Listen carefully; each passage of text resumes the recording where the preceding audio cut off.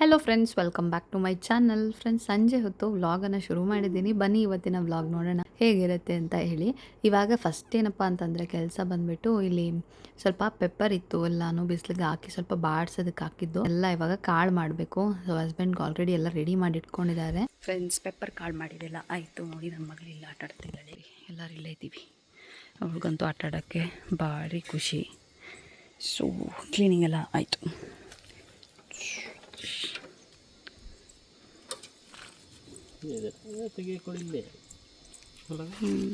ಹಾಗೆ ಅದೆಲ್ಲ ಕೆಲಸಗಳು ಕೂಡ ಮುಗೀತು. ನೋಡಿ, ನಾವೆಲ್ಲ ಸೇರಿಕೊಂಡು ಮಾಡೋದ್ರಿಂದ ಬೇಗನೆ ಆಗಿಬಿಡತ್ತೆ. ಆ್ಯಂಡ್ ಇದು ಇವಾಗ ಬಂದಿರೋ ಹೊಸ ಮೆಷಿನ್ ಅಲ್ವಾ, ಸ್ವಲ್ಪ ಸ್ಪೀಡಾಗೇ ಆಗುತ್ತೆ ಕೆಲಸ.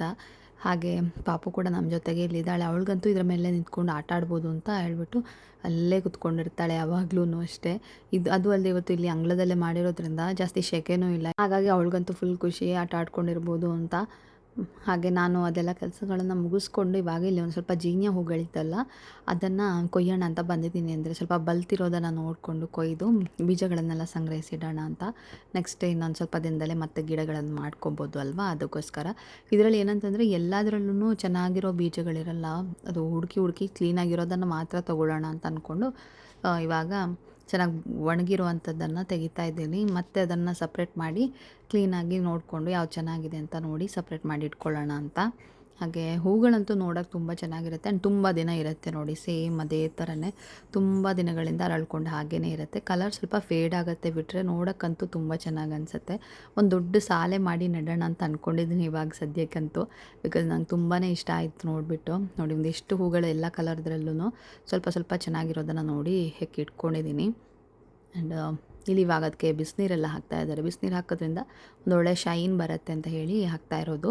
ಇದ್ರದ್ದೆಲ್ಲ ಡೀಟೇಲ್ ವೀಡಿಯೋಸ್ ನಮ್ಮ life at particle farms YouTube ಚಾನಲಲ್ಲಿ ಬರ್ತಾ ಇರುತ್ತೆ. ಸೊ ನೀವು ಇನ್ನೂ ಸಬ್ಸ್ಕ್ರೈಬ್ ಮಾಡಲಿಲ್ಲ, ನೀವು ನೋಡಿಲ್ಲ ಅಂತಂದರೆ ಖಂಡಿತವಾಗ್ಲೂ ಸಬ್ಸ್ಕ್ರೈಬ್ ಮಾಡಿ ನೋಡ್ಕೋಬೋದು. ವೀಡಿಯೋಸು ಕೃಷಿಗೆ ರಿಲೇಟೆಡ್ ಎಲ್ಲ ವೀಡಿಯೋಸ್ ಟೆಕ್ನಿಕ್ಸ್ಗಳನ್ನೆಲ್ಲ ಶೇರ್ ಮಾಡ್ತಾ ಇರ್ತಾರೆ, ಆಯಿತಾ. ಹಾಗೆ ಇವತ್ತೊಂದು ರೆಸಿಪಿನ ಟ್ರೈ ಮಾಡಿದ್ದೆ, ತುಂಬ ಚೆನ್ನಾಗಿ ಬಂದಿತ್ತು. ಧಾಬಾ ಸ್ಟೈಲ್ ಕಾಲಿಫ್ಲವರ್ ಅಥವಾ ಗೋಬಿ ಮಸಾಲ ಅಂತ ಹೇಳಿಬಿಟ್ಟು ಮಾಡಿದ್ದೆ. ಚಪಾತಿ ಜೊತೆಗೆ, ರೋಟಿ ಜೊತೆಗೆಲ್ಲ ತುಂಬ ಚೆನ್ನಾಗಿರುತ್ತೆ.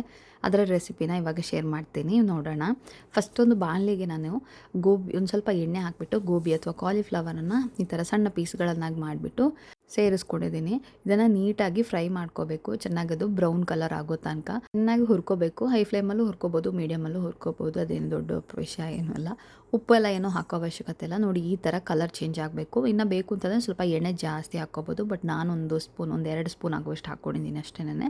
ಇವಾಗ ಇಲ್ಲಿ ಮಸಾಲೆ ಅಥವಾ ಗ್ರೇವಿ ಬೇಸ್ ರೆಡಿ ಮಾಡೋಕ್ಕೆ ಅಂತ ಹೇಳಿ ಒಂದು ದೊಡ್ಡ ಈರುಳ್ಳಿ, ಹಾಗೆಯೇ ಒಂದು ದೊಡ್ಡ ಟೊಮ್ಯಾಟೊ, ಹಸಿಮೆಣಸಿನ್ಕಾಯಿ, ಬೆಳ್ಳುಳ್ಳಿ, ಅದ್ರ ಜೊತೆಗೆ ಸ್ವಲ್ಪ ಕೊತ್ತಂಬರಿ ಸೊಪ್ಪು, ಇದಿಷ್ಟನ್ನು ರೆಡಿ ಮಾಡಿ ಇಟ್ಕೊಂಡಿದ್ದೀನಿ. ಗೋಬಿನೆಲ್ಲ ಫ್ರೈ ಮಾಡಿ ತೆಗೆದಿಟ್ಕೊಂಡ ನಂತರ ಇವಾಗ ಅದೇ ಬಾಣಲಿಗೆ 1 ಸ್ಪೂನ್ ಅಷ್ಟು ಎಣ್ಣೆ, ಹಾಗೆಯೇ ಜೀರಿಗೆ, ಬೆಳ್ಳುಳ್ಳಿ ಇದಿಷ್ಟು ಹಾಕಿ ಸ್ವಲ್ಪ ಬಾಡಿಸ್ಕೊಳ್ತೀನಿ. ಒಂದು ಹಸಿಮೆಣಸಿನ್ಕಾಯಿ ಕೂಡ ಸೇರಿಸ್ಕೊಂಡಿದ್ದೀನಿ. ಸ್ವಲ್ಪ ಫ್ರೈ ಆಗಿದೆ ಅಂತಂದಾಗ ಸಣ್ಣದಾಗಿ ಹೆಚ್ಚಿರುವಂಥ ಈರುಳ್ಳಿ. ಈ ಥರ ಮಸಾಲೆಗೆ ನೀವು ರುಬ್ಬಿ ಹಾಕೋ ಅವಶ್ಯಕತೆ ಇಲ್ಲ, ಏನೂ ಇಲ್ಲ. ಸಣ್ಣದಾಗಿ ಹೆಚ್ಕೊಂಡು ಹಾಕ್ಕೊಂಡ್ರೂ ಚೆನ್ನಾಗೇ ಆಗುತ್ತೆ. ಏನು ತುಂಬ ಬೇಗನೆ ಆಗುತ್ತೆ ಅಂತಲೇ ಹೇಳ್ಬೋದು. ತುಂಬ ಟೈಮ್ ಸೇವ್ ಆಗುತ್ತೆ, ರುಬ್ಬೋದು ಅದೆಲ್ಲ ಏನೂ ಇಲ್ಲ. ಈರುಳ್ಳಿ ಫ್ರೈ ಆಗ್ತಿದ್ದಂಗೆ ನಾನಿಲ್ಲಿ ಒಂದು ಸೈಡಲ್ಲಿ ಒಂದು ಸ್ವಲ್ಪ ಕಸೂರಿ ಮೆಥಿನ ಡ್ರೈ ರೋಸ್ಟ್ ಮಾಡಿ ಎತ್ತಿಟ್ಕೊಳ್ತಾ ಇದ್ದೀನಿ. ನೋಡಿ, ಮುಟ್ಟಾಗ ಅದು ಪುಡಿ ಹಾಕಬೇಕು. ಲೋ ಫ್ಲೇಮಲ್ಲಿ ಫ್ರೈ ಮಾಡ್ಕೊಳ್ಳಿ, ತುಂಬ ಚೆನ್ನಾಗಿರೋ ಘಮ ಬರುತ್ತೆ. ಇವಾಗ ನೋಡಿ, ಈರುಳ್ಳಿ ಕೂಡ ಸ್ವಲ್ಪ ಕಲರ್ ಚೇಂಜ್ ಆಗಿದೆ. ಈ ಟೈಮಲ್ಲಿ ನಾನು ಇದಕ್ಕೆ ಟೊಮೆಟೊನ ಏನು ಸಣ್ಣದಾಗಿ ಹೆಚ್ಚಿಟ್ಕೊಂಡಿದ್ದೀವಿ ಅದನ್ನು ಹಾಕ್ತಾಯಿದ್ದೀನಿ. ಟೊಮೆಟೊ ಜಾಸ್ತಿ ಹುಳಿ ಇದೆ ಅಂತಂದರೆ ಅರ್ಧ ಹಾಕ್ಕೊಳ್ಳಿ, ಇಲ್ಲ ಸ್ವಲ್ಪ ಕಡಿಮೆ ಹಾಕ್ಕೊಳ್ಳಿ, ನೀವು ಜಾಸ್ತಿ ಹಾಕ್ಕೊಳ್ಳೋಕೆ ಹೋಗ್ಬೇಡಿ. ಇದೇನು ಅಷ್ಟೊಂದು ಹುಳಿ ಇರಲಿಲ್ಲ, ಹಾಗಾಗಿ ನಾನು ಫುಲ್ ಒಂದು ಟೊಮೆಟೊನ ಯೂಸ್ ಮಾಡಿದ್ದೀನಿ. ಟೊಮೆಟೊ ಹಾಕಿದ ನಂತರ ಮತ್ತೆ ಒಂದು ಸರಿ ಕೈ ಆಡಿಸ್ಬಿಟ್ಟು ಮುಚ್ಚಿ ಬೇಯಿಸ್ಕೊಳ್ತಾ ಇದ್ದೀನಿ. ಇವಾಗ ಇಲ್ಲೋದಕ್ಕೆ ಮೇಯ್ನಾಗಿ ಗ್ರೇವಿ ಬೇಸನ್ನು ಮಾಡೋದಕ್ಕೆ ಅಂತ ಹೇಳಿ ನಾನು 1 ಕಪ್ಪಷ್ಟು ಮೊಸರು, ಒಂದು ಅರ್ಧ ಸ್ಪೂನಷ್ಟು ಗರಂ ಮಸಾಲೆ, 1 ಸ್ಪೂನಷ್ಟು ಖಾರದ ಪುಡಿ, ಒಂದು 1/4 ಸ್ಪೂನಷ್ಟು ಅರಶಿನ ಪುಡಿ, ಅದ್ರ ಜೊತೆಗೆ ಒಂದು ಸ್ವಲ್ಪ ಧನಿಯಾ ಪುಡಿ ಮತ್ತು ಜೀರಿಗೆ ಪುಡಿ ಇದಿಷ್ಟನ್ನು ಹಾಕ್ಕೊಂಡಿದ್ದೀನಿ. ರುಚಿಗೆ ಎಷ್ಟು ಬೇಕು ಅಷ್ಟು ಉಪ್ಪು ನೋಡ್ಕೊಂಡು ಹಾಕ್ಕೊಳ್ಳಿ. ಇನ್ನು ಬೇಕು ಅಂತಂದರೆ ಆಮೇಲೆ ಕೂಡ ಸೇರಿಸ್ಕೋಬೋದು. ಇದಿಷ್ಟು ಹಾಕಿ ಮೊಸರು ಜೊತೆಗೆ ಮಿಕ್ಸ್ ಮಾಡ್ಕೊಳ್ಳಿ. ಹಾಗೇನೂ ಒಂದು ದೊಡ್ಡ ಸ್ಪೂನ್ ಆಗೋವಷ್ಟು ಕಡಲೆ ಹಿಟ್ಟು, ನೀವು ಗ್ರೇವಿ ಮಾಡೋ ಪ್ರಮಾಣ ನೋಡಿಕೊಂಡು ಕಡಲೆ ಹಿಟ್ಟನ್ನು ಸೇರಿಸ್ಕೋಬೇಕು, ಗ್ರೇವಿ ಥಿಕ್ನೆಸ್ಗೋಸ್ಕರ. ಇದೇ ಥರ ಮಾಡ್ಕೊಳ್ಳೋದ್ರಿಂದ ತುಂಬ ಚೆನ್ನಾಗಿರುತ್ತೆ. ಗ್ರೇವಿ ಕೂಡ ತಿಕ್ಕಾಗುತ್ತೆ ಆ್ಯಂಡ್ ಕ್ರೀಮಿಯಾಗಿರುತ್ತೆ, ಚೆನ್ನಾಗಿರುತ್ತೆ. ಇವಾಗ ನೋಡಿ, ಟೊಮೆಟೊ ಕೂಡ ಚೆನ್ನಾಗಿ ಬೆಂದಿದೆ. ಈ ಟೈಮಲ್ಲಿ ನಾವು ಈ ಮಸಾಲ ಮೊಸರು ಜೊತೆ ಏನು ಮಿಕ್ಸ್ ಮಾಡಿದ್ದೀವಿ ಅದನ್ನು ಹಾಕಿ ನೀಟಾಗಿ ಫ್ರೈ ಮಾಡ್ಕೊಳ್ಳಿ. ಇದು ಹಸಿ ವಾಸನೆ ಎಲ್ಲ ಹೋಗಬೇಕು, ಸ್ವಲ್ಪ ಗಟ್ಟಿಯಾಗುತ್ತೆ, ಎಣ್ಣೆ ಬಿಟ್ಟಂಗೆ ಆಗುತ್ತೆ. ಸೊ ಅಲ್ಲಿ ತನಕ ಇದನ್ನು ನೀಟಾಗಿ ಫ್ರೈ ಮಾಡ್ಕೋಬೇಕು. ಮಸಾಲೆ ಎಲ್ಲ ಚೆನ್ನಾಗಿ ಫ್ರೈ ಆಗಿದೆ ಅಂತಂದಾಗ ನಾನು ಇದಕ್ಕೆ ಒಂದು ಕಪ್ಪಷ್ಟು ನೀರನ್ನು ಸೇರಿಸ್ಕೊಳ್ತಾ ಇದ್ದೀನಿ. ಹಾಕಿಬಿಟ್ಟು ಮತ್ತೆ ಮುಚ್ಚಿ ಚೆನ್ನಾಗಿ ಕುದಿಸ್ಕೊಳ್ಬೇಕು. ಈ ಮಸಾಲೆ ಎಲ್ಲನೂ ನೀಟಾಗಿ ಬ್ಲೆಂಡ್ ಆಗಬೇಕು. ಈ ಥರ ಸಿಂಪಲಾಗಿ ಮಾಡೋ ಗ್ರೇವಿ ಅಂತೂ ತುಂಬಾ ರುಚಿಯಾಗಿರುತ್ತೆ. ನಾವು ಮೊಸರು ಕೂಡ ಹಾಕೋದ್ರಿಂದ ಟೊಮೆಟೊ ಹುಳಿ ಅಂಶ ನೋಡ್ಕೊಂಡು ಹಾಕಿ. ತುಂಬ ಹುಳಿ ಇರೋ ಟೊಮೆಟೊ ಆದರೆ ಹಾಕೋ ಅವಶ್ಯಕತೆ ಕೂಡ ಇಲ್ಲ. ಮೊಸರಲ್ಲೇ ಸ್ವಲ್ಪ ಹುಳಿ ಅಂಶ ಇರುತ್ತಲ್ವ, ಹಾಗಾಗಿ ಒಂದು 5ರಿಂದ 10 ನಿಮಿಷ ಗ್ರೇವಿನ ಮುಚ್ಚಿ ಬೇಯಿಸ್ಕೊಳ್ಳಿ. ನೋಡಿ ಈ ಥರ ತಿಕ್ಕಾಗಿ ಆಗಿದೆ ನೋಡಿ, ಕ್ರೀಮಿಯಾಗಿ ಚೆನ್ನಾಗಿದೆ. ಇವಾಗ ನಿಮಗೆ ಉಪ್ಪು ಖಾರ ಏನಾದರೂ ಬೇಕು ಅಂತಂದರೆ ನೀವು ಆ್ಯಡ್ ಮಾಡ್ಕೋಬೋದು. ನಾನಿಲ್ಲಿ ಇವಾಗ ಫ್ರೈ ಮಾಡಿರುವಂಥ ಗೋಬಿನ ಸೇರಿಸ್ಕೊಳ್ತಾ ಇದ್ದೀನಿ. ಬರೀ ಗೋಬಿ ಅಂತಲ್ಲ, ನೀವು ಇದಕ್ಕೆ ಹಸಿ ಬಟಾಣಿ, ಆಲೂಗಡ್ಡೆ ಯಾವುದನ್ನು ಬೇಕಾದರೂ ಹಾಕ್ಕೋಬೋದು. ನಾನಿವತ್ತು ಗೋಬಿ ಮಾತ್ರನೇ ಬಳಸ್ಕೊಂಡಿದ್ದೀನಿ. ಈ ಗ್ರೇವಿನ ಮಾಡೋದಕ್ಕೆ ಜಾಸ್ತಿ ಸಮಯ ಕೂಡ ಹಿಡಿಸಲ್ಲ, ಬೇಗನೆ ಆಗುತ್ತೆ. ರುಬ್ಬೋದಾಗಿರ್ಬೋದು, ಗೋಡಂಬಿ ಹಾಕೋದು ಇದೆಲ್ಲ ಏನೂ ಅವಶ್ಯಕತೆ ಇಲ್ಲ. ಸಿಂಪಲ್ಲಾಗಿ ಕೆಲವೇ ಇಂಗ್ರೀಡಿಯೆಂಟ್ಸಲ್ಲಿ ಮಾಡ್ಬೋದು. ನೋಡಿ ಈ ಥರ ಚೆನ್ನಾಗಿ ಮಿಕ್ಸ್ ಮಾಡಿಕೊಂಡು ಇದನ್ನು ಒಂದು ಸ್ವಲ್ಪ ಹೊತ್ತು ನಾನು ನೀರು ಹಾಕಿಬಿಟ್ಟು ಬೇಯಿಸ್ಕೊಳ್ತೀನಿ. ಉಪ್ಪು ಒಂದು ಸ್ವಲ್ಪ ಬೇಕು ಅಂತ ಅನ್ನಿಸ್ತು, ಸೊ ಹಾಗಾಗಿ ಮತ್ತೆ ಒಂದು ಸ್ವಲ್ಪ ಆ್ಯಡ್ ಮಾಡಿದ್ದೀನಿ. ಗೋಬಿನ ಫ್ರೈ ಮಾಡಿರೋದ್ರಿಂದ ಅದು ಆಲ್ರೆಡಿ ಹಾಫ್ ಕುಕ್ ಆಗಿರುತ್ತೆ ಮತ್ತು ತುಂಬ ಮ್ಯಾಶಿ ಆಗೋದು ಅಷ್ಟೊಂದು ಚೆನ್ನಾಗಿರಲ್ಲ. ಇದರಲ್ಲಿ ಮಸಾಲೆಗೆ ಹಾಕಿದ ನಂತರ ಮತ್ತೆ ಒಂದು 10 ನಿಮಿಷ ಬೇಯಿಸ್ಕೊಂಡ್ರೆ ಸಾಕಾಗತ್ತೆ. ಹಾಗೆ ಇವಾಗ ನೋಡಿ ಕಸೂರಿ ಮೇಥಿ ಇದೆಯಲ್ವ, ಅದನ್ನು ಸ್ವಲ್ಪ ಪುಡಿ ಮಾಡಿಬಿಟ್ಟು ಸೇರಿಸ್ಕೊಂಡು ಮತ್ತು ಒಂದು ಸ್ವಲ್ಪ ಮಿಕ್ಸ್ ಮಾಡಿಬಿಟ್ಟು ಬೇಯಿಸ್ಕೊಳ್ತೀನಿ. ಅದು ಅಷ್ಟರಲ್ಲೇ ಸೂಪರ್ ಆಗಿರುವಂಥ ಗೋಬಿ ಮಸಾಲ, ಧಾಬಾ ಸ್ಟೈಲ್ ಗೋಬಿ ಮಸಾಲ ರೆಡಿ ಆಗುತ್ತೆ. ತುಂಬಾ ಟೇಸ್ಟಿಯಾಗಿರುತ್ತೆ. ಇದಕ್ಕೆ ಒಂದು ಪಿಂಚಷ್ಟು ಸಕ್ಕರೆ ಕೂಡ ಸೇರಿಸ್ಕೊಳ್ಳಿ. ನಾನು ಅದು ವೀಡಿಯೋ ಕ್ಲಿಪ್ಪಿಂಗ್ ಮಿಸ್ ಆಗಿದೆ ಅಂತ ಅನಿಸುತ್ತೆ. ಒಂದು ಅರ್ಧ ಸ್ಪೂನಷ್ಟು ಸಕ್ಕರೆನ ಹಾಕ್ಕೊಂಡಿದ್ದೀನಿ. ತುಂಬಾ ಚೆನ್ನಾಗಿರುತ್ತೆ. ಹಾಗೆ ಒಂದು ಪಲಾವ್ ಎಲೆ ಕೂಡ ಸೇರಿಸ್ಕೊಂಡಿದ್ದೀನಿ. ಇದನ್ನು ಆ್ಯಕ್ಚುಲಿ ನಾನು ಒಗ್ಗರಣೆಗೆ ಹಾಕ್ಕೋಬೇಕಿತ್ತು, ಬಟ್ ನಾನು ಅವಾಗ ಮರ್ತಿದ್ದೆ. ಇವಾಗ ಒಂದ್ಸರಿ ಹಾಕಿಬಿಟ್ಟು ಒಂದು ಸ್ವಲ್ಪ ಹೊತ್ತು ಮುಚ್ಚಿ ಕುದಿಸ್ಕೊಂಡ್ರೆ ಸಾಕು. ಅದರ ಫ್ಲೇವರ್ ಎಲ್ಲ ಚೆನ್ನಾಗಿ ಬಿಟ್ಕೊಳ್ಳುತ್ತೆ. ನೀವು ಮಿಸ್ ಮಾಡದೆ ಹಾಕ್ಕೊಳ್ಳಿ, ಚೆನ್ನಾಗಿರುತ್ತೆ ಆಯಿತಾ. ಈಗ ನೋಡಿ ಗೋಬಿ ಮಸಾಲ ರೆಡಿ ಆಗಿದೆ. ಇದ್ರ ಜೊತೆಗೆ ಚಪಾತಿ ಆಗಿರ್ಬೋದು, ರೋಟಿ ಇಲ್ಲ ಕುಲ್ಚಾ, ಇದೆಲ್ಲ ತುಂಬ ಒಳ್ಳೆ ಕಾಂಬಿನೇಷನು. ಚಪಾತಿಗಂತೂ ತುಂಬ ರುಚಿಯಾಗಿರುತ್ತೆ. ಒಂದೇ ಥರ ಮಸಾಲೆ ಹಾಕಿಬಿಟ್ಟು ಮಾಡೋದು ಬದಲು ಈ ಥರ ಕೂಡ ಒಂದ್ಸರಿ ಟ್ರೈ ಮಾಡಿ, ತುಂಬ ಚೆನ್ನಾಗಿದೆ. ಗೋಬಿ ಬದಲಾಗಿ ನೀವು ಆಲೂಗಡ್ಡೆ ಆಗಿರ್ಬೋದು, ಬಟಾಣಿ ಇದನ್ನೆಲ್ಲ ಬಳಸ್ಕೊಂಡು ಮಾಡ್ಕೋಬೋದು. ನೆಕ್ಸ್ಟ್ ಡೇ ಬೆಳಗ್ಗೆಯಿಂದ ಮತ್ತೆ ವ್ಲಾಗನ್ನು ಕಂಟಿನ್ಯೂ ಮಾಡ್ತಾ ಇದ್ದೀನಿ. ಬೆಳಗ್ಗೆ ಸಮಯ ಇವಾಗ 6:45. ಈ ಥರ ಹೊತ್ತಲ್ಲಿ ಅಂತೂ ತುಂಬ ಚೆನ್ನಾಗಿರುತ್ತೆ. ಹೊರಗಡೆ ಅಂತೂ ಹಕ್ಕಿಗಳ ಶಬ್ದ ಕೇಳೋಕ್ಕೇ ಒಂಥರ ಖುಷಿ. ಅದ್ರ ಜೊತೆಗೆ ಈ ಸನ್ರೈಸ್ ನೋಡೋಕ್ಕಂತೂ ಇನ್ನೂ ಚೆನ್ನಾಗಿರುತ್ತೆ. ಮಗಳು ಕೂಡ ಮಲ್ಕೊಂಡಿರೋದ್ರಿಂದ ತುಂಬ ಟೈಮ್ ಖಾಲಿ ಇದ್ದಂಗೆ ಅನಿಸುತ್ತೆ. ಆ್ಯಂಡ್ ಬೆಳಗ್ಗೆ ಬ್ರೇಕ್ಫಾಸ್ಟಿನ ಹರಿಬರಿ ಕೂಡ ಇಲ್ಲ. ಇವತ್ತು ತಿಂಡಿಗೆ ಅಂತ ಹೇಳಿಬಿಟ್ಟು ಉಂಡೆ ಅಥವಾ ಕಡುಬು ಮಾಡಿರೋದ್ರಿಂದ ಅದೇನು ಕಿಚನಲ್ಲಿ ಜಾಸ್ತಿ ಏನೂ ಕೆಲಸ ಕೂಡ ಇಲ್ಲ. ಹಾಗಾಗಿ ಬೇಗನೆ ಇಲ್ಲಿ ಮೇಲ್ಗಡೆ ಬಂದೆ, ನೀರೆಲ್ಲ ಹಾಕ್ಬಿಟ್ಟು ಹೋಗೋಣ ಅಂತ. ಸ್ವಲ್ಪ ಹೊತ್ತು ನನಗೋಸ್ಕರ ಅಂತ ಒಂದು ಟೈಮ್ ಸ್ಪೆಂಡ್ ಮಾಡೋಣ ಅಂತ ಬಂದಿದ್ದೀನಿ ಇಲ್ಲಿ. ಸೂರ್ಯೋದಯ ನೋಡೋದಕ್ಕೇ ಒಂಥರ ಖುಷಿ ಫ್ರೆಂಡ್ಸ್. ಎಷ್ಟು ಚೆನ್ನಾಗಿ ಕಾಣಿಸ್ತಾ ಇದೆ ನೋಡಿ. ನೋಡ್ತಿದ್ದಂಗೆ ಸೂರ್ಯ ಮೇಲ್ಗಡೆ ಬಂದುಬಿಟ್ಟು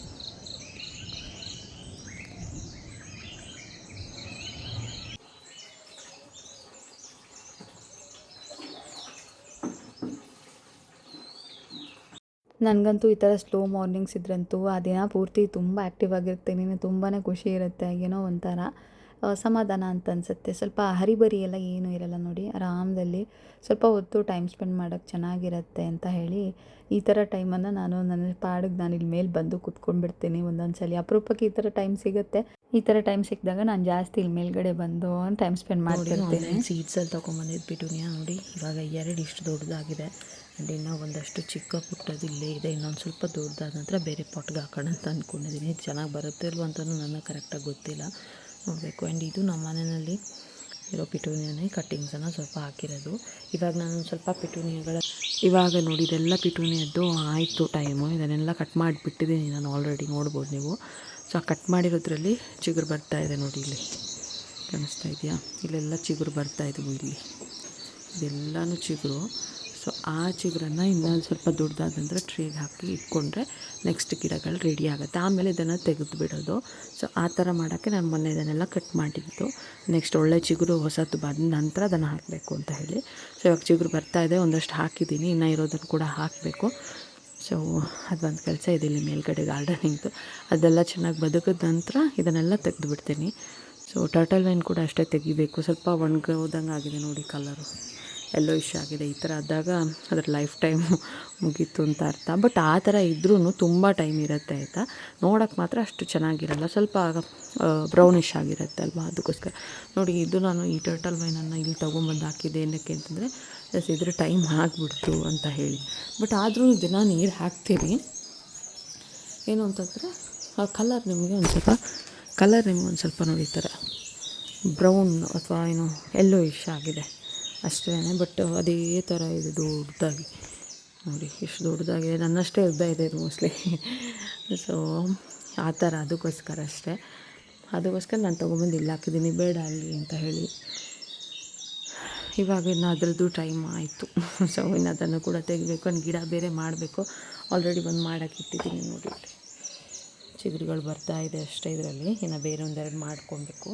ಫ್ರೆಂಡ್ಸ್ ನೋಡಿ, ನೀರು ತುಂಬಕ್ಕೆ ಇಟ್ಬಿಟ್ಟು ಮಾತಾಡ್ಕೊಂಡು ನಿಂತುಬಿಟ್ಟಿದ್ದೀನಿ. ಫ್ರೆಂಡ್ಸ್ ನೋಡಿ, ಗಿಡಕ್ಕೆ ನೀರು ಹಾಕೋದು ಅದೊಂದು ಕೆಲಸ ಆಯಿತು. ಇನ್ನೇನಿದ್ರು ಕೆಳಗಡೆ ಹೋಗಬೇಕು. ಇವತ್ತು ಆ್ಯಕ್ಚುಲಿ ತಿಂಡಿಗೆ ಅಂತ ಹೇಳ್ಬಿಟ್ಟು ಉಂಡೆ ಅಂದರೆ ನಮ್ಮ ಏನಂತೀವಿ ಕಡುಬು. ಸೊ ಅದು ಆಗಿರೋದ್ರಿಂದ ಸ್ವಲ್ಪ ಟೈಮ್ ಸಿಗುತ್ತೆ. ಈ ಥರ ದೋಸೆ ಎಲ್ಲ ಆದರೆ ದೋಸೆ ಹಾಕ್ಕೊಂಡು ನಿಂತ್ಕೋಬೇಕಲ್ಲ, ಇದೆಲ್ಲ ಅದೊಂದು ಕೆಲಸ ಇಲ್ಲ. ಹಾಗಾಗಿ ಬೆಳಗ್ಗೆ ಬೇಗನೆ ಇಲ್ಲಿ ಬಂದೆ. ಆ್ಯಕ್ಚುಲಿ ನಾನು ಪಾಪು ಕೂಡ ಮಲ್ಕೊಂಡಿದ್ದಾಳಲ್ಲ, ಬೇಗ ಬೇಗ ಆಗುತ್ತೆ ಕೆಲಸ ಅಂತ ಅಂದ್ಕೊಂಡು. ಆ್ಯಂಡ್ ಬನ್ನಿ, ಆಮೇಲೆ ನಾನು ಮತ್ತೆ ಬ್ಲಾಗ್ ಕಂಟಿನ್ಯೂ ಮಾಡ್ತೇನೆ. ನಾನು ತಿಂಡಿ ತಿನ್ನೋದು ಅಲ್ಲ ಆದ ನಂತರ. ಪಾಪು ಮಲ್ಕೊಂಡೇ ಇದ್ದಾಳೆ ಮೋಸ್ಟ್ಲಿ, ಹಾಗಾಗಿ ಬನ್ನಿ ಹೋಗೋಣ.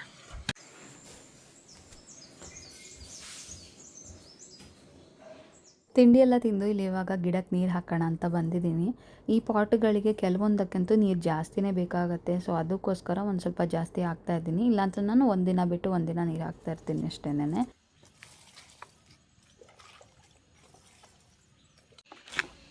ಇದರಲ್ಲಿ ನೋಡಿ ಒಂದು ಮೊಗ್ಗು ಬಂದಿದೆ. ಒಂದಲ್ಲ, ಆಲ್ರೆಡಿ ಇಲ್ಲೊಂದಿದೆ ನೋಡಿ, ಇಲ್ಲೆರಡಿದೆ.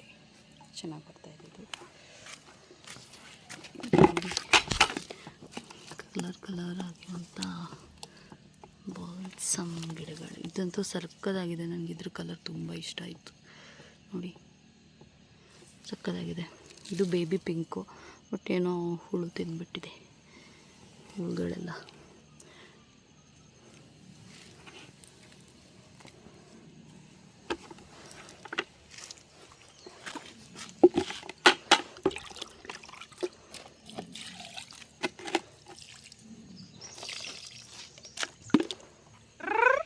ಕಣ್ಣ ಇಲ್ಲಿ ಬಾ, ಐತೆ ಬಾ. ನೋಡಲ್ಲಿ ಎಷ್ಟು ಜೇನುಹುಳ ಹಾರ್ತಾ ಇದ್ದೋಳಿ.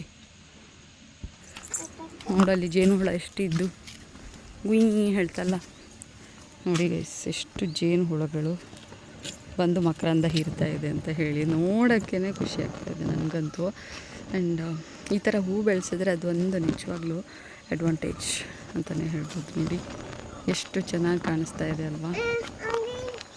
ಎಂತ ಮಾಡ್ತಲ ಮಾಡೋದು ಪಾಪ. ನೋಡಿ ನಮ್ಮ ಮನೆಯಲ್ಲೇ ಜೇನು ಪೆಟ್ಟಿಗೆಗಳಿದೆ, ಅದಕ್ಕೇನೆ ತೊಗೊಂಡೋಗ್ಬೋದು ಆ ಥರ. ನೋಡಿ ಕಾಣಿಸ್ತಾ ಇದೆಯಲ್ವಾ. ಇದು ಬೆಳಗಿನ ಟೈಮಲ್ಲೇ ಸಿಗೋಂಥ ಒಂದು ಬ್ಯೂಟಿಫುಲ್ ವ್ಯೂ ಅಂತಲೇ ಹೇಳ್ಬೋದು. ಶಬ್ದನೇ ಅಷ್ಟು ಚೆನ್ನಾಗಿ ಜೋರಾಗಿ ಎಷ್ಟೊಂದಿದೆ, ಆಲ್ಮೋಸ್ಟ್ ಒಂದು 100 ಇರ್ಬೋದು ಇಲ್ಲಿ ಜೇನುಹುಳುಗಳು, ಅಷ್ಟೊಂದು ಕಾಣಿಸ್ತಾ ಇದೆ ನೋಡಿ. ಎಷ್ಟು ಚೆನ್ನಾಗಿ ಕಾಣಿಸ್ತಾ ಇದೆ ಅಲ್ವಾ. ಕಮೆಂಟ್ ಮಾಡಿ ನಿಮಗೂ ಇದು ನೋಡೋಕ್ಕೆ ಇಷ್ಟ ಆಯಿತಾ ಏನು ಅಂತ. ನನಗಂತೂ ಸಿಕ್ಕಾಪಟ್ಟೆ ಇಷ್ಟ. ಪ್ರತಿದಿನವೂ ಬರುತ್ತೆ, ನಾನು ಪ್ರತಿದಿನ ನಾನು ನೋಡ್ತಾ ಇರ್ತೀನಿ. ಇವತ್ತು ನಿಮ್ಮ ಜೊತೆ ಶೇರ್ ಮಾಡೋಣ ಅಂತ ಅನ್ನಿಸ್ತು, ಹಾಗಾಗಿ ವಿಡಿಯೋ ಮಾಡಿದೆ. ತುಂಬ ಚೆನ್ನಾಗಿ ಕಾಣಿಸುತ್ತೆ. ಆ್ಯಂಡ್ ಹೂ ಗಿಡಗಳನ್ನು ಬೆಳೆಸೋದ್ರಿಂದ ಜೇನುಹುಳುಗಳನ್ನು ನಾವು ಇಂಡೈರೆಕ್ಟಾಗಿ ಸೇವ್ ಮಾಡ್ದಂಗೆ ಇರುತ್ತೆ ಅಂತ ನನಗನ್ಸುತ್ತೆ ಪರ್ಸ್ನಲಿ.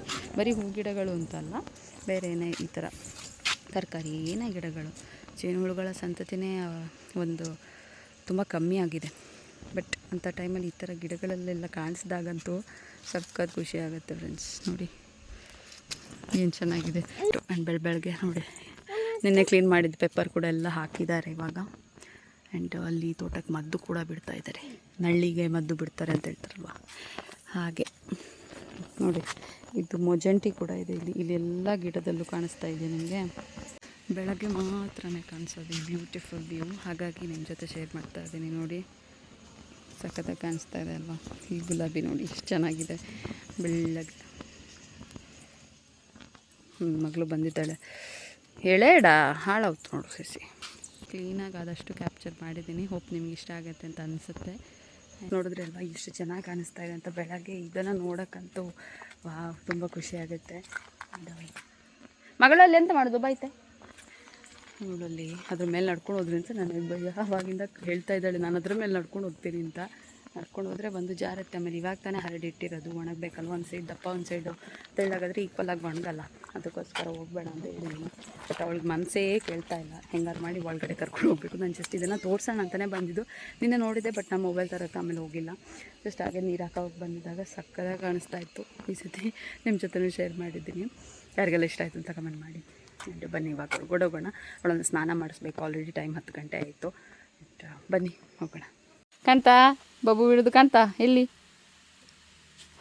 ಹಾಂ ಫ್ರೆಂಡ್ಸ್, ಇದಾಗಿತ್ತು ಇವತ್ತಿನ ವ್ಲಾಗ್. ಈ ವ್ಲಾಗ್ ನಿಮ್ಗೆ ಇಷ್ಟ ಆಗಿದೆ ಅಂತಂದರೆ ಪ್ಲೀಸ್ ಲೈಕ್, ಶೇರ್, ಕಮೆಂಟಿನ ಸಬ್ಸ್ಕ್ರೈಬ್ ಮಾಡದೆ ನೋಡ್ತಾ ಇದ್ದರೆ ಸಬ್ಸ್ಕ್ರೈಬ್ ಮಾಡಿ, ಸಪೋರ್ಟ್ ಮಾಡಿ. ಸಿಗೋಣ ಇನ್ನೊಂದು ವೀಡಿಯೋದೊಂದಿಗೆ. ಅಲ್ಲಿ ತನಕ take care and bye. Thanks for watching.